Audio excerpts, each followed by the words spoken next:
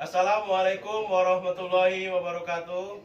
Ayo dukung channel ini Ustadz Kahfi Mengaji dengan subscribe, like, dan berikan komentar. Semoga bermanfaat dan semoga barokah. Amin ya rabbal alamin.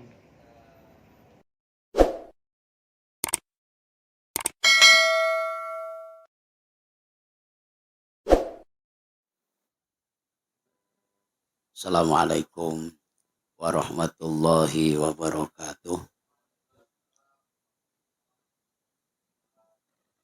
Bismillahirrahmanirrahim. Alhamdulillahirabbil alamin. Wa bihi nasta'inu ala umurid dunya waddin. Wassalatu wassalamu ala asyrafil anbiya'i wal mursalin wa ala alihi wa ashabihi ajma'in. Rabbi syrah li sadri wa yassir li amri wahlul 'uqdatam min lisani yafqahu qawli. Amma ba'du.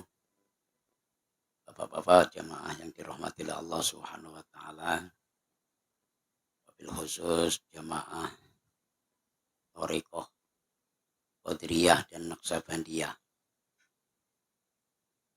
Sebelumnya pada kesempatan malam ini tidak panjang lebar mungkin saya sampaikan di mana sebentar lagi kita akan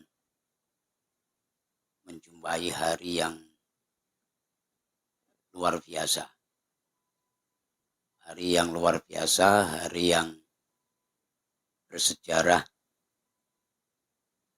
sejarah yang tidak kita lupakan, sejarah yang jangan sampai kita lupakan, yaitu hari raya Idul Adha atau hari raya haji, di mana pada sejarah tersebut yaitu menginspirasi kepada kita semua yang sampai sekarang dilestarikan dan dijadikan sebuah patokan, sebuah pedoman bagi umat Islam. Walaupun toh sejarah tersebut dari kisah Kanjeng Nabi Ibrahim alaihi salam, yaitu hari raya Idul Adha, di mana kita semua menjadi umat Rasulullah Shallallahu Alaihi Wasallam juga tidak lepas daripada sunnah-sunnah Nabiullah Ibrahim alaihi salam. Di antaranya yaitu haji. Haji itu juga di zaman kehidupan Nabiullah Ibrahim alaihi salam, dan juga khitan. Khitan itu juga di zaman Nabiullah Ibrahim alaihi salam. Begitu juga kurban, hari raya kurban, itu juga di zaman Nabiullah Ibrahim alaihi salam. Oleh karena itu, Bapak-bapak yang dirahmati Allah Subhanahu wa taala, yang sangat penting di dalam kisah Idul Adha yang harus kita tanamkan dan harus kita praktekkan, kita laksanakan, itu adalah pengorbanan di dalam kita memperjuangkan agama, pengorbanan di dalam kita melaksanakan ibadah kepada Allah Subhanahu wa taala. Ini bukan hanya semata-mata berkorban atau mengorbankan harta benda saja. Tapi korban itu atau pengorbanan itu sangat umum. Di dalam kita memeluk agama Islam juga dibutuhkan atau diwajibkan untuk berkorban. Berkorban waktu, berkorban tenaga, berkorban pikiran, bahkan berkorban harta dan benda. Atau yang terakhir berkorbannya nyawa. Itu kalau jihad. Ya. Bapak-bapak yang dirahmati Allah Subhanahu wa taala. Saya yakin bapak-bapak semua tahu dengan sejarah itu. Di mana Nabiullah Ibrahim itu di antara salah satu nabi yang sangat dermawan.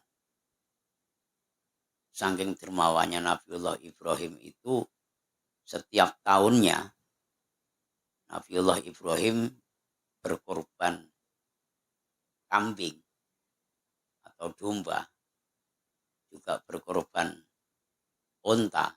Itu bukan hanya puluhan ekor, tapi ratusan ekor. Ratusan ekor kambing, ratusan ekor unta. Itu saking dermawannya. Kedermawaan Nabiullah Ibrahim yang tidak sayangnya untuk memotong kambing atau domba, memotong unta, bukan hanya puluhan bahkan ratusan, itu sampai didengar atau diketahui bukan hanya di satu Korea saja, di satu kampung saja, tapi bahkan sampai di luar kampung, sampai di luar kota Mekah itu orang-orang terdengar. Saking luar biasanya, malaikat-malaikat Allah itu kagum dengan kedermawaannya Nabiullah Ibrahim. Sehingga suatu ketika ada sebuah diskusi malaikat dengan Nabiullah Ibrahim. Dalam diskusi itu malaikat bertanya, "Wahai Ibrahim, apakah engkau tidak sayang dengan harta bendamu? Apakah engkau tidak sayang dengan domba-dombamu ataupun unta-untamu? Sehingga setiap tahunnya itu ratusan domba ataupun ratusan unta yang kau potong, kau korbankan." Apa jawab Nabiullah Ibrahim? "Wahai malaikat, apa yang aku sayangkan?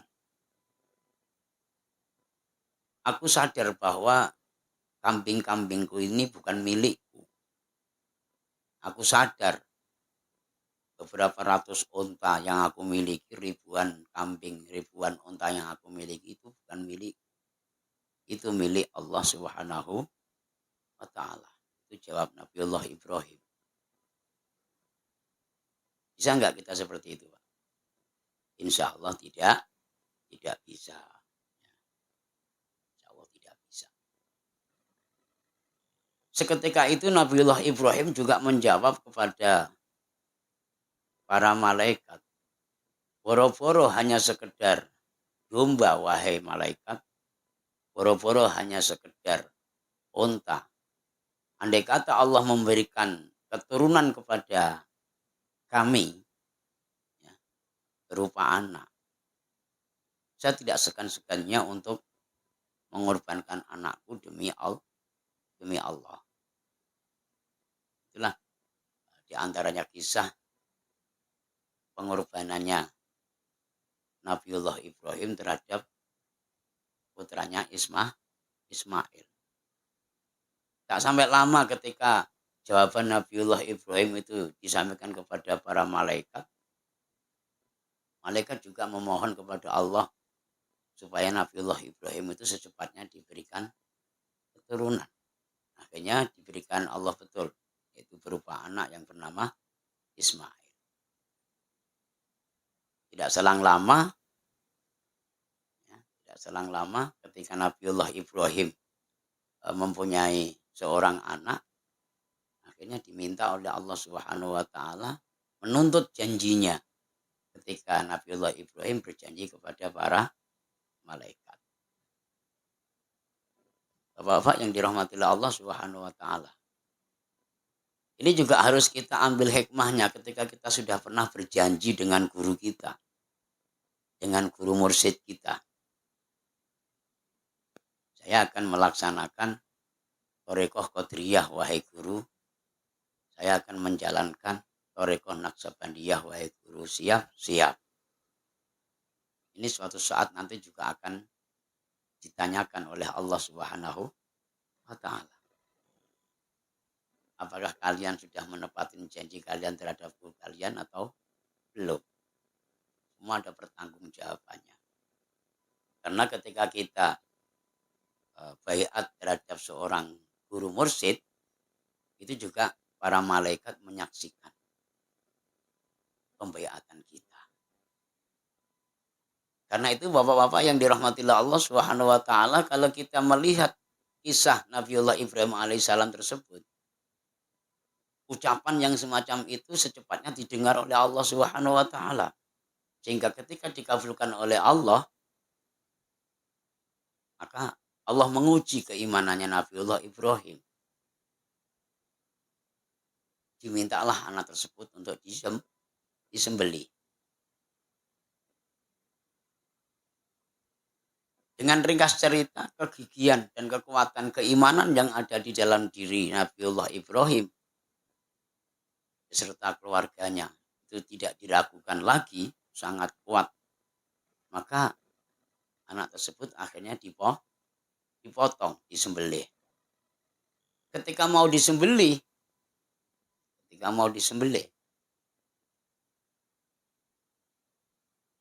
Allah memberikan imbalan kepada kekuatan iman dan takwanya Nabiullah Ibrahim. Sehingga imbalan itu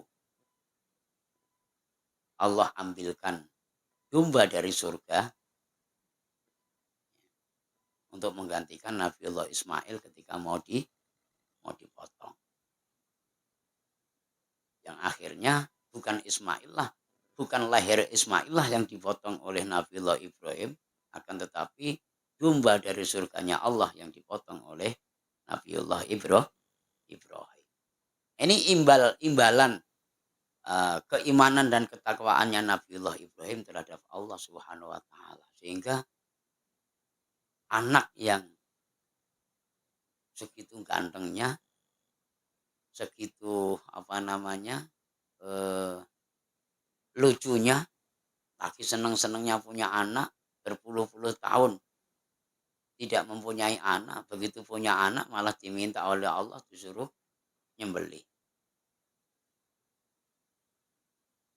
Ternyata saking kuatnya imannya Nabiullah Ibrahim, anak tersebut tidak jadi dipotong, akan tetapi diganti pahala oleh Allah berupa kambing ataupun domba dari surganya Allah Subhanahu wa Ta'ala. Ini bapak-bapak yang dirahmati Allah Subhanahu wa Ta'ala, yang harus menginspirasi terhadap kita semua. Di malam hari ini yang harusnya kita duduk manis tidur bersama dengan anak dan istri kita,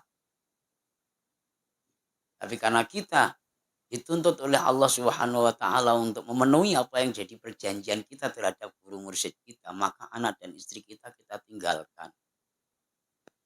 Kita bersama-sama untuk latihan menjalankan perintah daripada guru-guru kita, dari guru mursyid kita, untuk tawajuhan, untuk kholwat, ya, untuk berusaha zikir kepada Allah Subhanahu wa Ta'ala, berusaha untuk mendekatkan diri kita kepada Allah Subhanahu wa Ta'ala. Kita korbankan istri dan anak-anak kita. Kadangkala istri kita merengek-rengek untuk ditemenin, untuk ditungguin. Kadangkala anak-anak kita juga tidak mau kita tinggalkan untuk kita pergi di majelis thariqah. Akan tetapi kita harus sadar bahwa itu adalah semata-mata ujian daripada Allah Subhanahu wa Ta'ala. Yang menjadi kita berat untuk meninggalkan mereka itu karena selama ini kita serakah, merasa memiliki, ya, merasa punya tanggung jawab yang besar terhadap istri dan anak kita. Sementara tanggung jawab itu tidak sebesar tanggung jawab kita di hadapan Allah Subhanahu wa taala. Kita harus sadar bahwa apa yang ada di dalam diri kita ini semata-mata titipan daripada Allah Subhanahu wa taala. Latihan sampai di situ.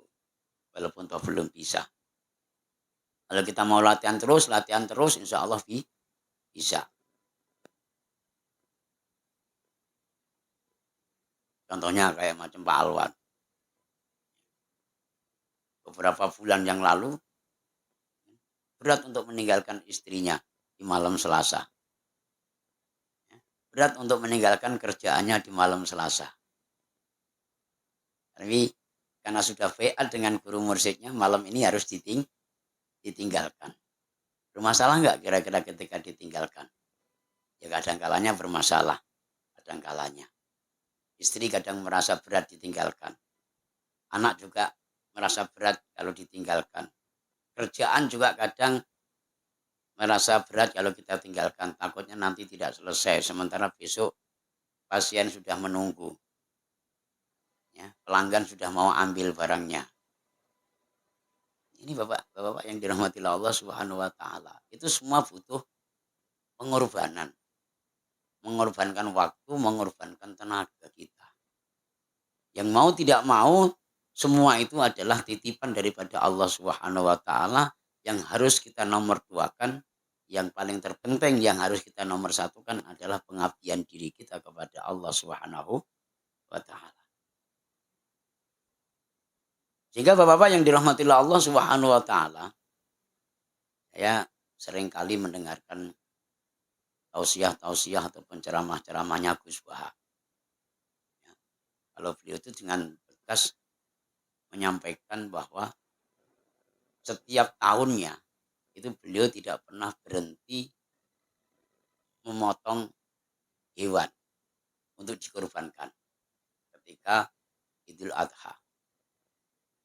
Ini yang patut kita tiru nantinya, Pak. Apa yang harus kita tiru dari beliau? Beliau tidak terlalu fanatik kalau yang namanya kurban harus seekor kambing atau seekor sapi, tidak. Bagi kita kalau kita tidak mampu mengorbankan harta benda kita untuk membeli seekor kambing ataupun seekor sapi, boleh-boleh saja kita berkorban memotong angsa, memotong bebek, memotong ayam. Pernah nggak, Pak? Pernah nggak? Nggak pernah lah ya. Nah, mungkin tahun ini nanti bisa diamalkan itu ilmu dari beliau. Ya. Atau lele. Nah, kalau lele itu lele beli dari pasar itu nyampe rumah sudah mati. Ya kan?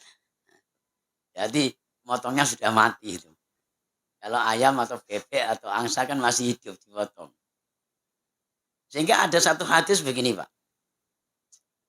Kanjeng Nabi Muhammad Shallallahu Alaihi Wasallam bersabda, "Mangkana lahu saatun falam yudohi, fal yamut insya'a Yahudiyan au Nasroniyan."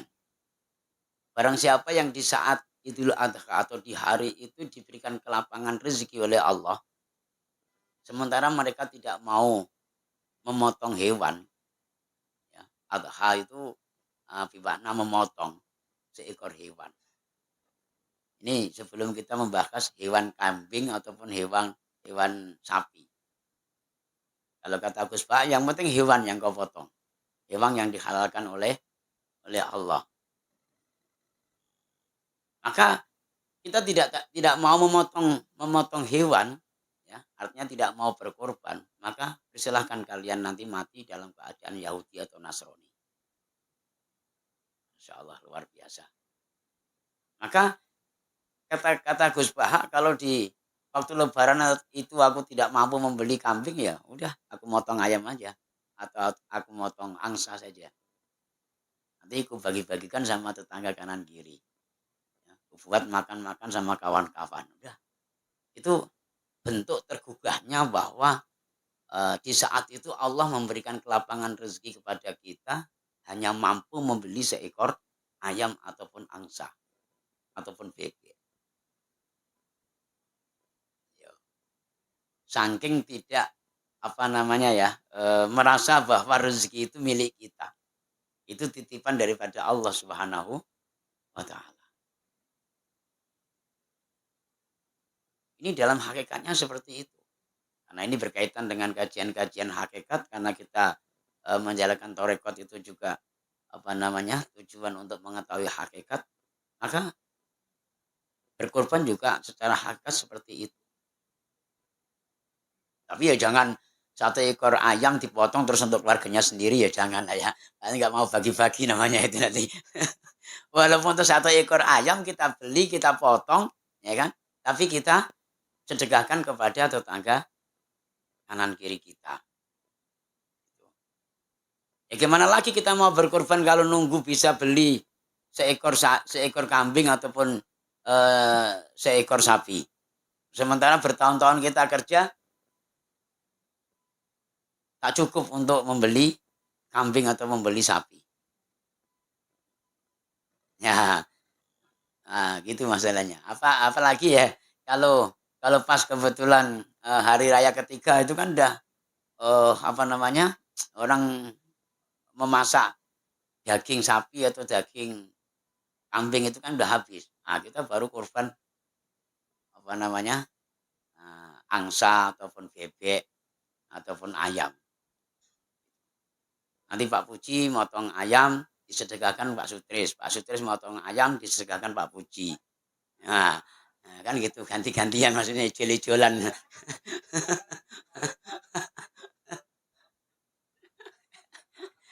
Kan gitu.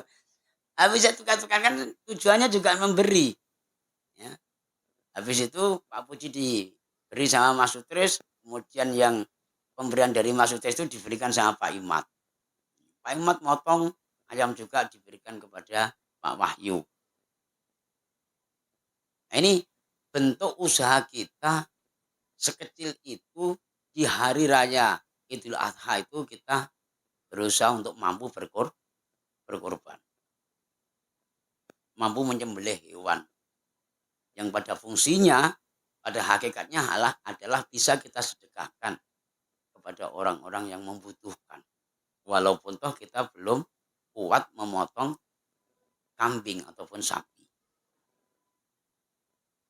Ini Bapak-bapak yang dirahmati Allah Subhanahu wa taala. Jadi kembali yang saya sampaikan tadi bahwa di dalam kita beragama, memeluk agama ini kita harus mau berkorban. Mau berkorban. Bukan hanya berkorban dengan memotong seekor hewan saja juga bukan, tapi juga harus mau berkorban tenaga kita, waktu kita, pemikiran kita. Di antaranya ketika ada yang berkorban, mereka juga butuh panitia dan tidak bisa dipotong sendiri, harus ada yang jagalnya, harus ada jagalnya, harus ada yang memotongnya. Kita ngalahin untuk berkorban tenaga kita membantu megang kakinya atau ngolah kambingnya ataupun sapinya. Itu Bapak yang dirahmati Allah Subhanahu wa taala. Jangan nanti malah masa bodoh dengan orang lain. Ya. Tidak boleh seperti itu. Ini mengingatkan kepada kita semua di hari raya nanti tuntutan daripada Allah Subhanahu wa taala, tuntutan daripada Nabi kita Muhammad sallallahu alaihi wasallam terhadap kita menjadi umat yang harus siap berjuang, yang harus siap berkorban, mengorbankan apa saja. Sehingga nanti mati kita tidak akan sia-sia sebagaimana tadi yang disampaikan oleh Kanjeng Nabi. Kalau di saat itu kita diberikan kelapangan rezeki, mampunya beli ayam ya memotong ayam, mampunya beli kambing ya memotong kambing, mampunya beli sapi ya memotong sapi, ternyata kita tidak mau. Maka silahkan wahai umatku, nanti mati. Pilih di antara dua pilihan, mati Yahudi atau mati Nasrani. Dua-duanya tidak kita inginkan. Keinginan kita supaya wala tamutunna illa wa antum muslimun. Supaya kita nanti betul-betul mati dalam keadaan Islam. Ini Bapak-bapak yang dirahmati Allah Subhanahu wa taala.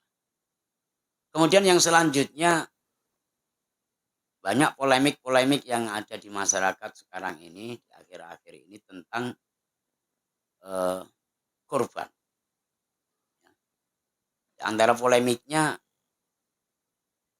ada yang berkorban itu nyari yang murah sehingga alasannya membeli kambing bukan yang jantan tapi yang betina. Kalau betina itu yang murah, kalau jantan mahal. Sapi juga sama. Tapi kalau betina itu murah, kalau jantan mahal. Ini polemik-polemik itu banyak. Di YouTube juga banyak. Kalau saya menyampaikan dan menegaskan kepada bapak-bapak, itu juga boleh-boleh saja. Orang mau berkorban sapi betina juga boleh. Orang mau berkorban kambing betina juga boleh. Kalau kita mengikuti madhab Imam Syafi'i, itu seyogyanya kalau kita berkorban itu hendaknya yang jantan. Kambingnya juga kambing jantan. Kalau seandainya sapi juga sapi jantan. Itu pun kalau tidak ada udur. Kalau misalnya ada udur kayak macam kemarin, yang lebaran yang kemarin itu kan nyari kambing susah. Ya kan, karena ada penyakit apa kemarin itu. Ternyata adanya itu kok yang betina itu silahkan saja, boleh-boleh saja. Bagus-bagus juga. Tapi kalau seandainya ada yang jantan, maka seyogyanya itu yang jantan. Karena harganya juga lebih mahal. Bersedekah, berinfak, semakin banyak, semakin bagus. Semakin mahal harganya juga semakin bagus. Itu yang pertama. Yang kedua, ada juga polemik yang mau berkorban yang penting berupa kambing, ya, atau sapi. Ini polemik yang ada, Bapak. Terserah nanti Bapak-bapak mau ngambil yang mana. Ada juga orang yang berkorban kambing itu yang belum memenuhi syarat kalau secara fikih. Kambing yang belum puel, yang belum lepas giginya, ya. Itu pun yang kecil-kecil. Kecil-kecil ini bukan karena kecil badannya, tapi juga kecil umurnya, ya. Kecil umurnya, belum sampai 1 tahun kambing itu umurnya, ya.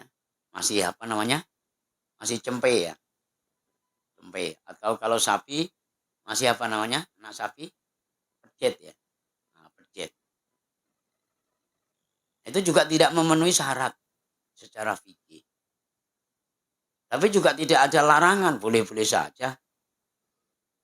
Akan tetapi kembali tadi yang saya sampaikan, bahwa seyogyanya kalau kita mengikuti mazhab Syafi'i yang sesuai dengan koridor fikih. Ya. Kalau bisa juga yang jantan, jangan yang betina. Kalau bisa juga yang sudah poel, yang sudah lepas giginya, yang bagus, yang sehat. Ya. Jangan nyari yang harga murah, yang betina, kemudian yang kecil, yang belum lepas giginya, yang agak beyes-beyes sedikit, agak ngiler-ngiler. Itu kan harga murah itu. Ya, yang cacat lah ibaratnya. Tapi semua kembali kepada bahwa semuanya terserah. Yang jelas kita sampaikan dua-duanya. Tinggal pilih yang mana. Seyogyanya dan yang lebih utamanya sebagaimana tadi yang saya sampaikan, koridor yang ditentukan oleh Imam Syafi'i di dalam ilmu fikih.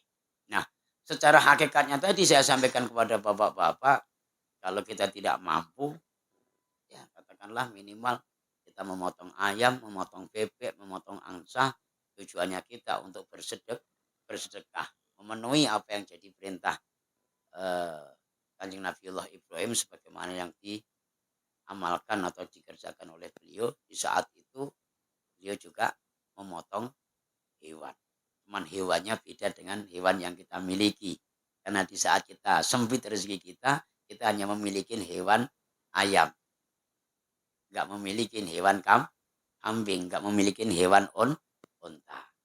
Tapi yang jelas ya hendaknya kita selalu berkorban. Berkorban tadi yang saya katakan secara umum, secara apa saja kita harus berusaha untuk berkorban. Waktu, tenaga, pikiran, harta, benda, anak dan istri kita harus siap kita korbankan untuk Allah Subhanahu wa taala. Demikian yang bisa kita sampaikan. Terima kasih atas segala perhatiannya. Mohon maaf atas segala kekhilafan. Wa'alaikum minkum. Wassalamualaikum warahmatullahi wabarakatuh.